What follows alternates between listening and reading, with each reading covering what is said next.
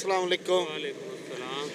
जी कासिम भाई, यहाँ पर क्या सिस्टम चल रहा है हेलमेट के हवाले से? क्या आप लोगों को इसके बारे में अवेयरनेस देना चाहेंगे?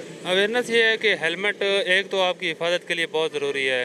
जब भी कोई रोड एक्सीडेंट होता है तो हेड इंजरी से आप बच जाते हैं। हेड इंजरी ना हो तो इंसान की जान बच सकती है। उसके अलावा अवेयरनेस के लिए हमने शहर में जा बजा पेनाफ्लेक्स लगाए हैं। आपका कैमरा मैन दिखा सकता है, ये भी लगे हुए हैं। तो मुख्तलिफ़ जगहों पे हमने पेनाफ्लेक्स लगवाए हैं शहर में। उसके अलावा जो वायलेशन करेगा इसके बाद जो ऑर्डर आ चुके हैं तो उनका चालान हो रहा है। अब हेलमेट के बारे में सर ये क्या परेशानी है?